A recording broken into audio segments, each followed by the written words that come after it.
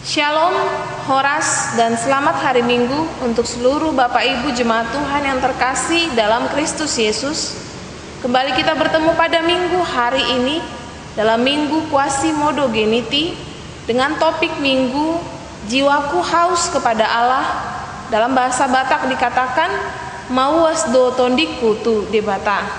Kita akan bersama-sama bergumul dengan firman Tuhan yang menyapa kita pada Minggu Quasimodo-Geniti ini. Namun agar kita boleh bersama-sama mempergumulkannya, saya harap Bapak Ibu telah memegang Alkitabnya masing-masing. Kita akan bergumul dengan firman Tuhan. Kita terlebih dahulu berdoa kepada Tuhan Allah kita. Kita bersatu di dalam doa. Damai sejahtera Allah Bapa yang melampaui segala akal dan pikiran manusia, itulah yang memelihara hati dan pikiranmu di dalam Kristus Yesus Tuhan kita. Amin. Bapak Ibu Jemaat Tuhan yang terkasih, dalam topik Minggu Jiwaku Haus kepada Allah, firman Tuhan yang sampai kepada kita tertulis dalam Mazmur 42 ayat 1 sampai 6. Mazmur 42 ayat 1 sampai 6. Saya akan membacakannya untuk kita semua yang berada dalam rumah kita masing-masing. Untuk pemimpin biduan nyanyian pengajaran Bani Korah, seperti rusa yang merindukan sungai yang berair, demikianlah jiwaku merindukan Engkau ya Allah. Jiwaku haus kepada Allah yang hidup. Bilakah aku boleh datang melihat Allah?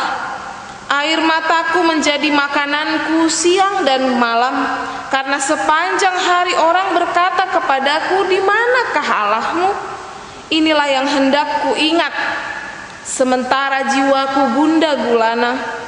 Bagaimana aku berjalan maju dalam kepadatan manusia, mendahului mereka melangkah ke rumah Allah dengan suara sorak-sorai dan nyanyian syukur dalam keramaian orang-orang yang mengadakan perayaan. Mengapa engkau tertekan, hai jiwaku, dan gelisah di dalam diriku? Berharaplah kepada Allah, sebab aku akan bersyukur lagi kepadanya, penolongku dan Allahku. Demikianlah firman Tuhan yang sampai kepada kita pada minggu hari ini. Bapak Ibu Jemaat Tuhan yang terkasih dalam Kristus Yesus, ada satu peribahasa yang mengatakan mujur tak dapat diraih, malang tak dapat ditolak. Hal inilah yang dialami oleh seorang ibu yang memiliki suami seorang pengusaha dan anak-anaknya. Mereka hidup dengan bahagia, berkecukupan, dan bahkan melimpah dengan pekerjaan yang dimiliki oleh suaminya. Mereka begitu berbahagia. Namun suatu ketika sang suami memutuskan bahwa dia ingin melayani Tuhan. Dia meninggalkan pekerjaannya dan mulai bersekolah di sebuah sekolah tinggi teologi. Setelah lulus dari sekolah tinggi teologi tersebut dan kemudian dia bisa menjadi seorang hamba Tuhan, dia ditempatkan di sebuah gereja yang sederhana. Dan ini tentu saja membawa dampak yang besar dalam kehidupan mereka, bukan karena mereka boros sebenarnya, tetapi karena mereka tidak sanggup untuk melihat jemaatnya yang begitu sederhana itu, yang berkekurangan itu, sehingga mereka melakukan sesuatu dari apa yang mereka punya, sehingga kehidupan mereka drastis, keuangannya begitu menurun dari apa yang mereka alami selama ini.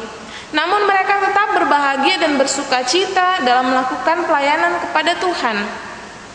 Hingga suatu ketika suaminya harus berangkat ke sebuah gereja yang lain untuk melayani atau memberitakan firman Tuhan. Dia berangkat, bersiap-siap dan berangkat menuju gereja tersebut. Namun sekitar 2 jam kemudian istrinya itu mendengar kabar bahwa suaminya mengalami kecelakaan karena menolong seorang yang ditabrak lari. Maka dia ditabrak oleh bus yang melaju dengan cepat, sehingga suaminya harus kehilangan nyawanya. Dalam kondisi seperti itu, ibu itu menangis, berduka, tetapi dia tetap berharap kepada Tuhan dan berkata, Tuhan, aku percaya akan rencanamu yang indah. Lalu dia teruskan dan lanjutkan hidupnya. Beberapa bulan setelah kematian dari suaminya, anaknya yang bekerja di sebuah perusahaan harus mengalami penipuan besar-besaran yang membawa dampak kepada rumah tangga dari anaknya tersebut, sehingga anak perempuannya itu harus bercerai dari suaminya dan mengalami penipuan sekaligus, sehingga ibunya tersebut pun sangat bersedih dengan keadaan dari anaknya, tetapi dia tidak ingin menunjukkannya karena dia perlu memberikan penguatan kepada anaknya tersebut, terutama penguatan iman, agar anaknya itu tidak menjadi goyah untuk tetap percaya kepada Tuhan. Namun dia jalani hari-harinya, kemudian tidak lama dari peristiwa itu, anaknya laki-laki yang sedang duduk di bangku semester akhir kuliahnya ternyata menggigil, dan kemudian dia bawa ke rumah sakit. Ternyata dikatakan anaknya tersebut hiperdosis, mengkonsumsi narkoba, sehingga harus direhabilitasi. Bapak Ibu jemaat Tuhan yang terkasih, dia biarkan anaknya itu direhab sampai keluar dari rumah sakit. Ternyata tidak membawa perubahan bagi hidup anaknya itu. Anaknya itu tertangkap kembali dengan dugaan menjual barang-barang narkoba atau obat-obatan terlarang. Hal ini membawa dampak dalam perekonomian dari ibunya itu, istri itu, ibu itu, sehingga dia menjadi sering sakit-sakitan lagi. Ginjalnya kembali kumat hingga suatu ketika dia pergi ke rumah sakit dan dikatakan dia mengalami gagal ginjal. Bapak Ibu jemaat Tuhan yang terkasih, di tengah malam di rumah sakit itu dia menangis dan berdoa kepada Tuhan, tapi dia menangis dan mengatakan, "Tuhan, aku kecewa kepadamu. Di manakah Engkau saat ini ketika semua masalah ini menimpa hidupku?" Bapak Ibu jemaat Tuhan yang terkasih, kita melihat seorang ibu yang begitu kokoh bersama dengan suaminya dulu kepada Tuhan, runtuh imannya karena dia merasa Allah tidak bertindak ketika dia mengalami banyaknya pergumulan dalam hidupnya. Bapak Ibu jemaat Tuhan yang terkasih dalam Kristus Yesus, dalam kehidupan kita saat ini, apa yang dialami oleh ibu tersebut, kita bisa melihat ada seorang ibu yang merasakan Allah itu absen dalam hidupnya. Dia merasa Allah tidak melakukan apapun, tidak mengatakan apapun, dan tidak bertindak apapun dalam situasi hidupnya yang demikian berat.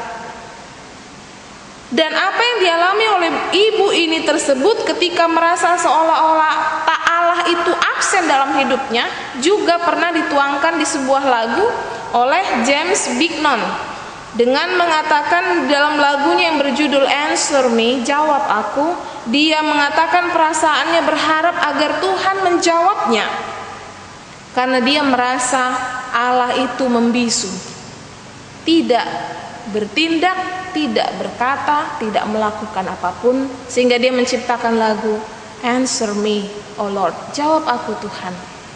Dengan semua yang terjadi ini, jawab aku Tuhan, di manakah Engkau? Itulah yang tertuang dalam lagunya. Pemazmur juga merasakan hal yang sama dalam pergumulan yang dia hadapi, dalam ketertekanan yang dia alami. Dia merasa Allah itu absen, Allah itu tidak ada, Allah itu tidak hadir. Di manakah Kau Tuhan? Di manakah Engkau Tuhan? Dia merasa gelisah, dia merasa tertekan dengan semua yang ada, dan dia merasa Allah tidak melakukan apapun. Ini juga dirasakan oleh pemazmur, sehingga dia mengatakan dalam ayatnya yang kedua, seperti rusa merindukan sungai yang berair, demikianlah jiwaku merindukan Engkau ya Allah. Pemazmur yang mewakili bangsa Israel meyakini bahwa Allah itu diam 1000 bahasa dan tidak bertindak sedikit pun dalam banyaknya pergumulan yang dia hadapi. Inilah yang membuat dalam semuanya ini mereka semakin merasakan, dalam pergumulannya dan ketertekanannya mereka semakin merasakan, bangsa Israel semakin merasakan bahwa ternyata kalau kita boleh bersekutu dengan Tuhan, kalau kita boleh bersama dengan Tuhan, bersekutu dengannya, itu adalah anugerah yang tidak boleh disia-siakan. Itu adalah anugerah dan kesempatan yang tidak boleh sia-siakan. Dan dengan semua itu mereka belajar bahwa mereka tidak punya hak apapun untuk membuat Tuhan berbicara, tidak punya hak apapun untuk membuat Tuhan bertindak. Bahwa ketika Tuhan mau bertindak, ketika Tuhan mau berbicara, ketika Tuhan izinkan kita bersekutu, itu adalah anugerah. Bapak Ibu jemaat Tuhan yang terkasih, apa yang dirasakan oleh bangsa Israel setelah mengalami ketertekanan, apa yang dirasakan oleh pemazmur setelah mengalami ketertekanan, membuat mereka haus akan persekutuan dengan Allah, haus akan pertemuan dengan Allah, haus mendengar Tuhan berbicara, haus bersekutu dengannya, menghargai, membuat mereka menghargai makna dari Allah yang berbicara, makna dari Allah yang bertindak, makna dari persekutuan dengan Allah. Bapak Ibu jemaat Tuhan yang terkasih, mungkin ada di antara kita yang juga di tengah wabah ini, ketika iman kita ditantang dengan ucapan yang sama dengan orang yang di sekitar kita dan mulai mengatakan, apalagi para ateis, maka mereka akan mulai mengatakan, di mana Allahmu? Di mana Allahmu dengan semua yang terjadi ini? Sama seperti orang yang disalibkan, penjahat yang disalibkan bersama dengan Yesus mengatakan, kalau kau anak Allah, bebaskan kita, bebaskan kami, sama-sama kita bebas, buktikan kuasamu. Maka orang yang ada di sekitar kita, orang apapun cara di sekitar kita mulai menesak dalam hati kita, mengatakan dan meragukan, betul, di mana Allah? Di manakah Allah saat ini? Muncul dalam perasaan dan jiwa kita, meronta dalam diri kemanusiaan kita yang mulai bertanya-tanya ketika korban jiwa semakin banyak, ketika angka pasien semakin bertambah yang saat ini sudah hampir 6.000, ketika ekonomi semakin melemah, ketika makan pun kami semakin susah. Di manakah Engkau Allah? Mungkin kita mengatakan hal yang sama. Di manakah Engkau Allah saat ini? Dengan banyaknya pergumulan yang dihadapi manusia, mungkin kita akan mengatakan pertanyaan yang sama dalam hati kita masing-masing. Apakah Allah membisu? Apakah Allah diam? Apakah Allah tidak lagi peduli terhadap dunia ini yang kita tinggali ini? Bapak Ibu jemaat Tuhan yang terkasih dalam Kristus Yesus, mungkin itu yang kita rasakan, sama seperti yang pernah dirasakan oleh pemazmur. Mungkin kalau ditanyakan dalam diri kita masing-masing, maka bagaimanakah efek dari semua dampak dari semua peristiwa yang besar dalam dunia ini? Ketika kita mulai merasakan, dan bahkan saya pernah melihat di media sosial sendiri membuat status mengatakan, di manakah Tuhan? Korban jiwa sudah tambah, angka pasien bertambah tiap hari ratusan, ekonomi semakin terpuruk, manusia banyak yang semakin susah makan, tingkat kejahatan melambung karena orang perlu untuk makan, perlu untuk kebutuhannya, namun tidak bisa bekerja. Di manakah Tuhan? Di manakah Allah? Apakah Dia diam 1000 bahasa? Apakah Dia sedang mengacuhkan kita dan membiarkan kita begitu saja? Bapak Ibu jemaat Tuhan yang terkasih, ini perasaan kita bersama. Dalam kemanusiaan kita yang lemah ini, kita mulai mempertanyakan, apakah Allah betul-betul diam dan akan selamanya tidak memperdulikan kita? Namun dalam posisi seperti ini kita melihat pemazmur yang pernah merasakan perasaan yang sama, pada akhirnya memahami bagaimana berharganya persekutuan dengan Tuhan, bahwa kita tidak punya kuasa apapun untuk memaksa Tuhan bicara. Tuhan, lakukan sesuatu. Kita tidak punya hak apapun untuk memaksa Dia berbicara, untuk memaksa Dia bertindak atas apa yang terjadi ini. Kita hanya bisa memohon dan berharap terus kepada Tuhan, bahwa Dia tahu kapan harus bertindak atas semua ini, bahwa Dia tahu betul akan apa yang Dia lakukan. Maka saya menjawab status semua orang yang mungkin mulai mempertanyakan di manakah Allah saat manusia mengalami A, B, C, D karena peristiwa ini. Maka saya akan pertanyakan kembali kepada Bapak Ibu yang mulai bertanya demikian. Di manakah guru saat muridnya sedang mengalami atau menghadapi ujian? Di manakah seorang guru ketika muridnya sedang ujian? Apakah dia tinggalkan kalau guru yang baik? Tidak. Apakah dia biarkan muridnya itu? Tidak. tetapi dia mengawasi, dia memperhatikan, dan dia tahu benar kapan waktunya untuk melihat dan bertindak akan apa yang sedang dihadapi oleh muridnya tersebut. Bapak Ibu jemaat Tuhan yang terkasih dalam Kristus Yesus, lalu apa yang harus kita lakukan agar kita tidak semakin terpuruk? Apa yang harus kita lakukan agar kita tetap punya harapan kepada Tuhan? Apa yang harus kita lakukan agar kita tidak berhenti percaya bahwa ini semua akan berlalu? Agar kita tidak berhenti percaya bahwa Tuhan selalu merencanakan yang baik untuk kita.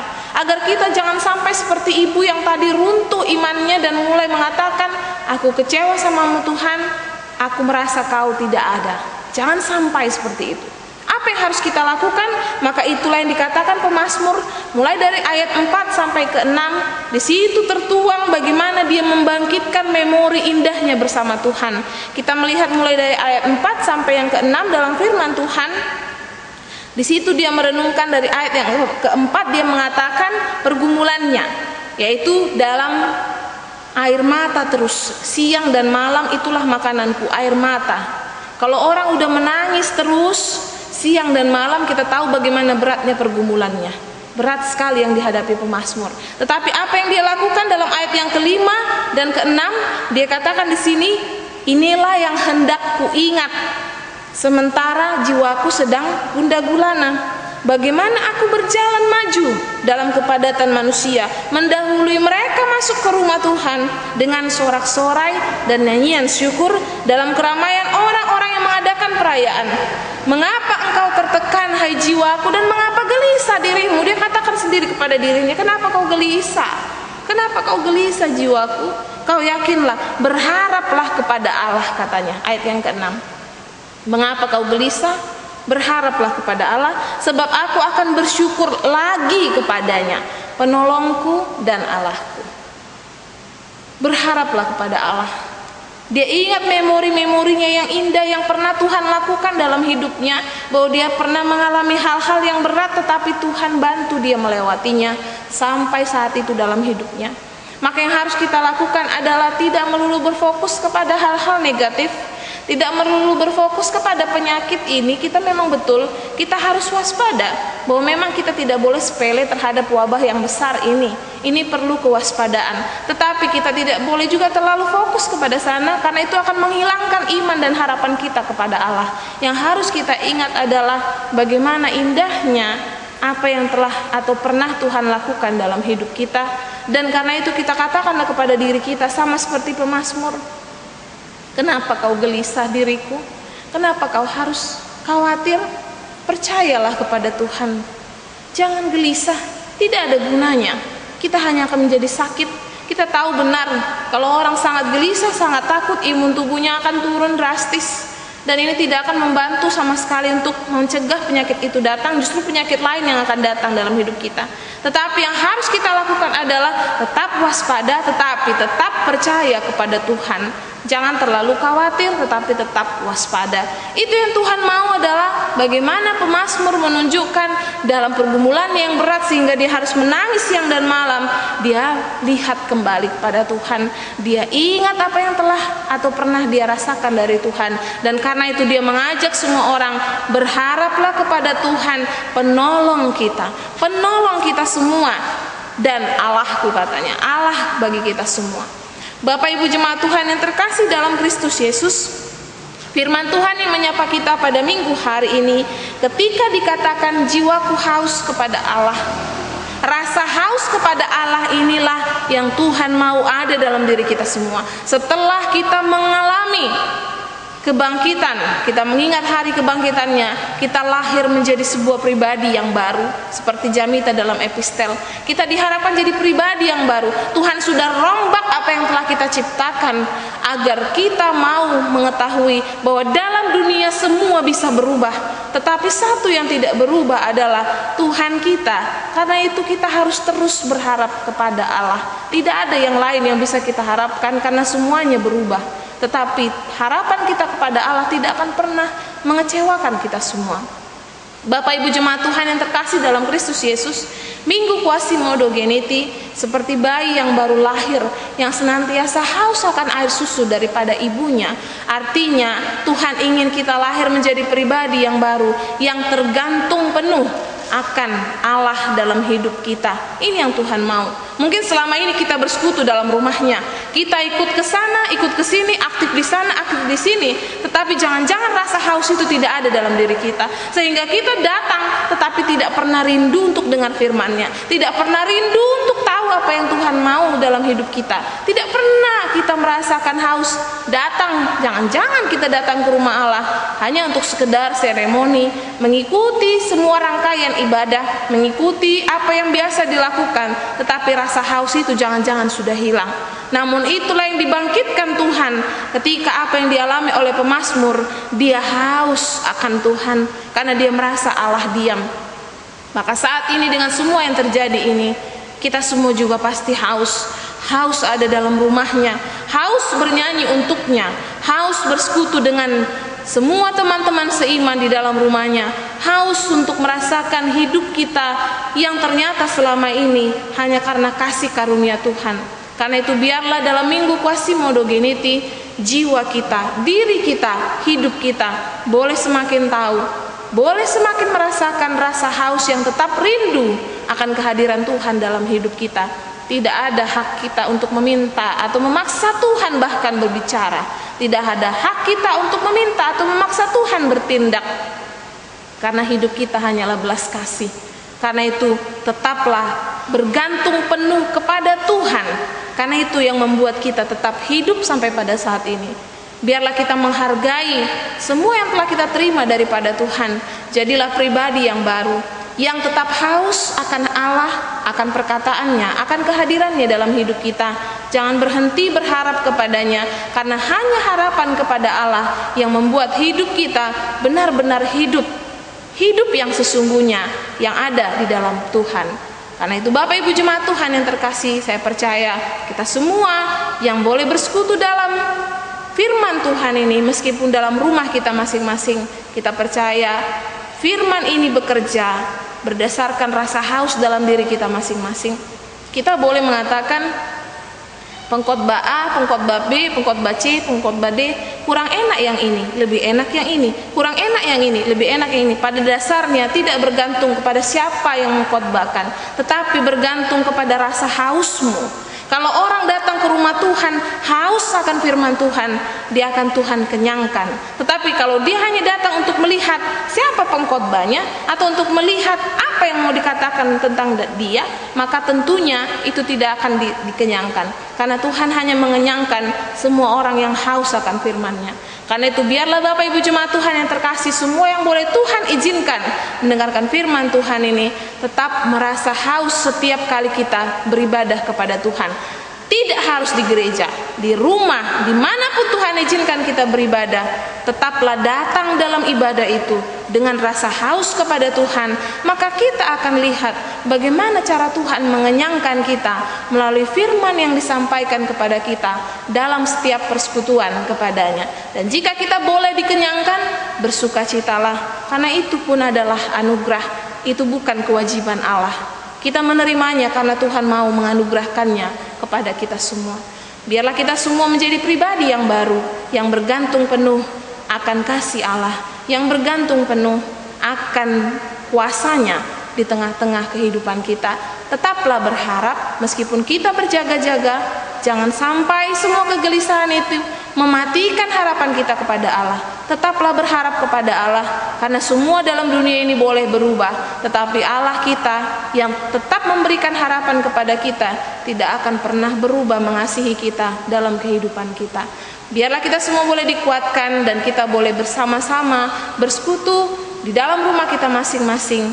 Biarlah kita semua dikenyangkan oleh firman-Nya. Amin. Kita bersatu dalam doa. Ya Allah, Bapa kami yang bertahta dalam kerajaan surga, kami datang ke hadapan-Mu ya Tuhan, meskipun tidak bersama-sama berkumpul di dalam gedung gereja. Kami percaya Tuhan, Engkau mengizinkan kami bersekutu dalam rumah kami masing-masing.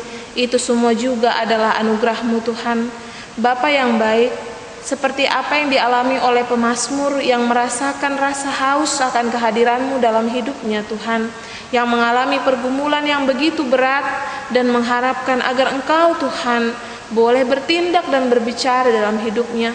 Tuhan Bapa yang baik, dalam pemazmur Tuhan dia meyakini akan semua yang pernah Engkau lakukan, dan karena itu harapannya kepadamu kembali bangkit Tuhan. Biarlah Tuhan kami yang saat ini tengah menghadapi wabah yang begitu besar Tuhan, dengan banyaknya korban jiwa Tuhan, dengan banyaknya pasien yang bertambah setiap harinya Tuhan, dengan keadaan ekonomi yang semakin banyak yang melemah, dengan banyaknya Tuhan orang-orang yang bahkan susah untuk makan. Bapa yang baik, dalam keadaan seperti itu Tuhan, kami juga merasakan, kami juga terkadang mempergumulkan dalam diri manusia ini Tuhan, dalam diri kami yang lemah ini. Di manakah Engkau Tuhan?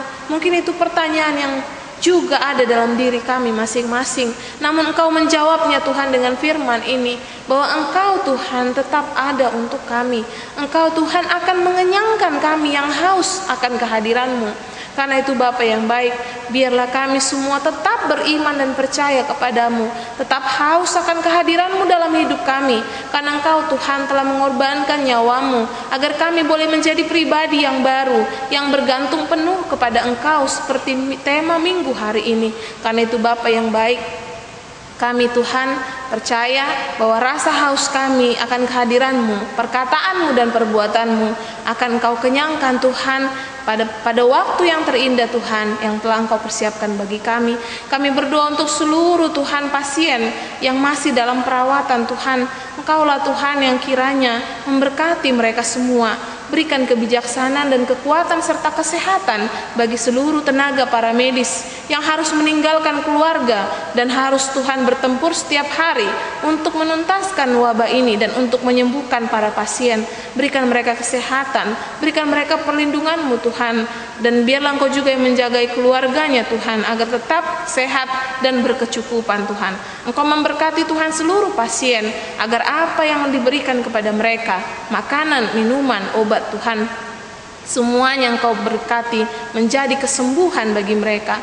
Tuhan, berita yang baik kami dengar ketika angka yang sembuh sudah mulai naik dibandingkan angka yang meninggal. Namun Bapa yang baik, kami tetap berharap kepadamu sebagaimana firman-Mu ini. Kami percaya Tuhan, Engkau akan memulihkan keadaan kami. Kasihani kami Tuhan. Biarlah Engkau Tuhan membiarkan wabah ini berlalu daripada kami, dan biarlah Engkau Tuhan melalui ini semua boleh menciptakan pribadi yang baru bagi kami semua, yang senantiasa menghargai semua yang telah Engkau anugerahkan dalam kehidupan kami. Engkau berkati yang masih dalam keadaan sehat, jangan ada lagi yang sakit. Bapa yang baik, berikan kami daya tahan tubuh, berikan kami perlindungan-Mu Tuhan, agar kami boleh Tuhan menjalani hidup kami dengan keadaan sehat dalam penyertaan-Mu. Berikan kami kebijaksanaan menjaga gaya hidup kami, menjaga kesehatan kami, dan melakukan anjuran dari pemerintah dan para tenaga medis Tuhan, juga gereja-Mu. Terima kasih Bapa yang baik, kami serahkan semua ke dalam tangan pengasihan-Mu. Kami percaya Tuhan akan kuasa-Mu. Kami percaya Tuhan Engkau tidak akan tinggal diam. Di dalam nama anak-Mu Tuhan Yesus Kristus kami berdoa dan mengucap syukur. Amin. Demikianlah Bapak Ibu Jemaat Tuhan yang terkasih, yang sampai kepada kita pada minggu hari ini. Biarlah kita semua boleh semakin disegarkan, menjadi pribadi yang baru, dan tetaplah haus akan kehadiran Allah dalam hidup kita. Berharaplah tetap kepada Allah. Amin.